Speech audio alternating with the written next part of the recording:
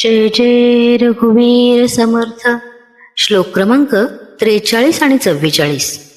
मना सज्जना एक जीवी धरावे, जनी आपुले हित तो वा करावे.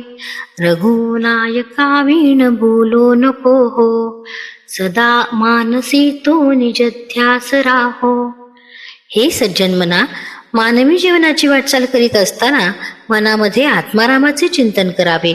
जीवामध्ये जाणीवेमध्ये स्वरूप प्राप्तीचा निजध्यास धरावा. जीवनात ज्यांचे स्मरण केले असता जीवन धन्य होते, तो राम आपला पाठीराखा आहे याची खात्री असावी. त्या राघवाच्या नामस्मरणात आपल्या जीवनाचे हित आहे याची आठवण ठेवावी. मानवाने स्वतःचे हित साधण्याकरता सतत या राघवाचे भजन पूजन मनन चिंतन करावे. श्रीरामा वाचून अन्य काहीही बोलू नये. पहा, परापशंती मध्यम वैखरी या चारी वाणी स्वरूप स्मृतीमध्ये स्थिर कराव्यात. मनामध्ये स्वरूपाचा निजध्यास लागला म्हणजे सर्वांग असणारी चैतन्य स्मृती स्वरूपातच रममाण होत असते. संकल्प विकल्प करणाऱ्या मनाला येथेच खरी विश्रांती आहे. म्हणूनच हे मना, अंतरंगामध्ये सातत्याने स्वरूप प्राप्तीचा निजध्यास असावा.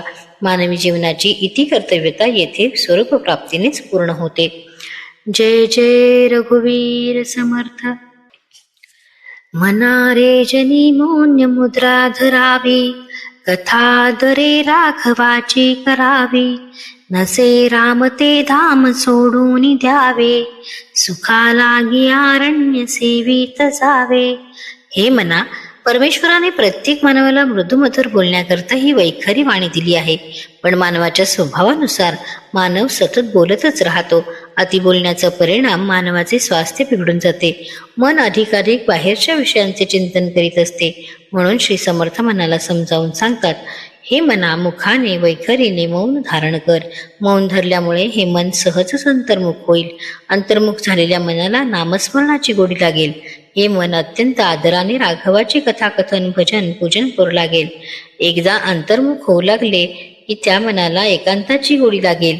एकांतामध्ये मनाला आनंदाचा अनुभव येईल. ज्यावेळी मन आत्म्याच्या सानिध्यात राहू लागते त्यावेळी त्या मनाला क्षणभर खऱ्या आत्मानंदाची प्रचिती येईल. आत्मानंदाची प्राप्ती हेच जीवनाचे खरे सार आहे.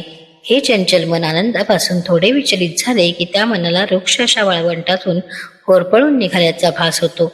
नंतर त्या मनाला असे वाटते, बहिर्मुख विषयात राम नाही, सुख नाही, आनंद नाही, सर्व काही सोडून द्यावे. जीवनात सुखाची प्राप्ती हवी असेल तर सुखाकरता अरण्यात जाऊन आत्मचिंतन करावे.